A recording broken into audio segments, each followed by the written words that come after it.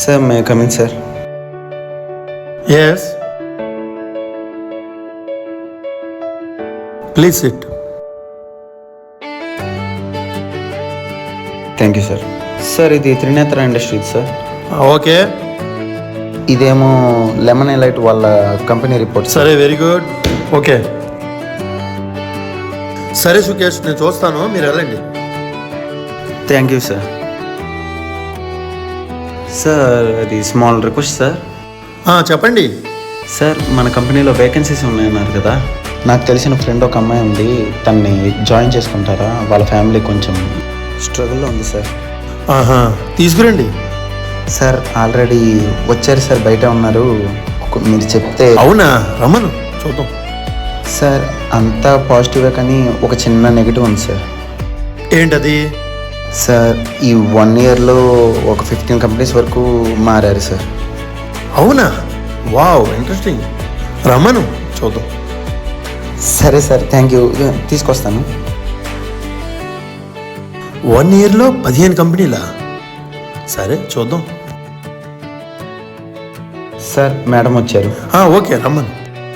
సరే, నేను మాట్లాడతా సుకేష్, మీరు వెళ్ళండి. థ్యాంక్ యూ సార్, మీరు వెళ్ళనమ్మా. Good morning sir. Please sit. Thank you sir. ఏదమ్మా మీ బయట టైం అండి? సార్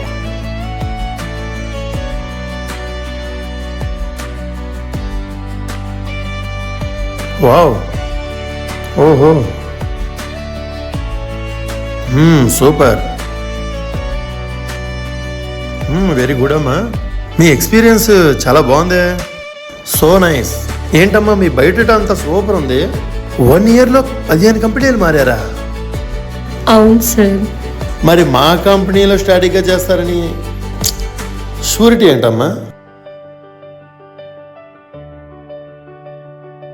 సరే త్రిష గారు, మీకు జాబ్ ఇస్తా, కానీ మీరు మా కంపెనీలో నిలబెడతారని గ్యారంటీ ఏంటి? అవకాశం ఇస్తే టాలెంట్ ప్రూవ్ చేసుకుంటాను సార్. ఓహో, అవకాశం ఇస్తే టాలెంట్ ప్రూవ్ చేసుకుంటారా? సరే, నీకు చిన్న టెస్ట్. త్రిష, నీకు జాబ్ ఇస్తా, మంచి శాలరీ ఇస్తా, నువ్వు కోఆపరేట్ చేస్తే ఇంక్రిమెంట్లు, బోనస్లు, కారు, బంగ్లా అన్నీ ఇస్తా. నాకు ఇలాంటివి ఇష్టం లేదు సార్.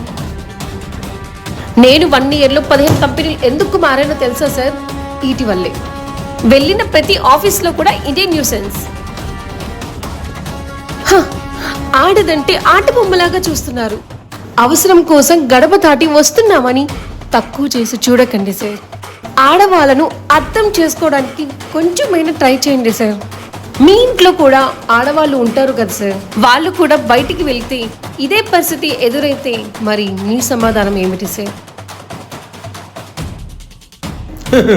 షబాష్, షబాష్ అమ్మా, వెరీ గుడ్.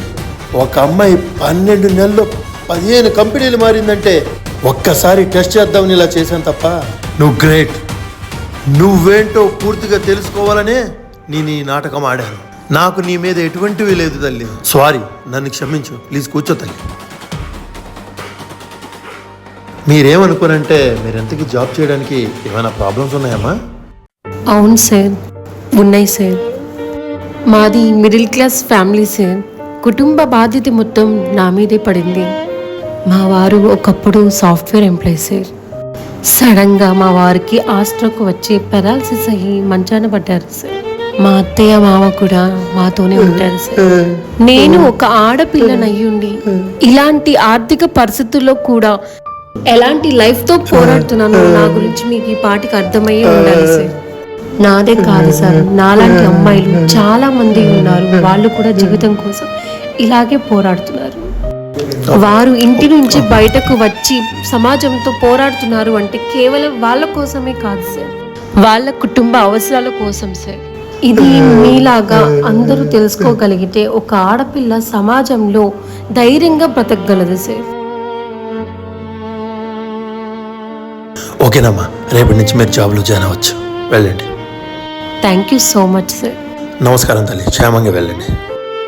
సమాజంలో ఉన్న ప్రతి ఆడబిడ్డను మన ఇంటి ఆడబిడ్డగా గౌరవించాలి.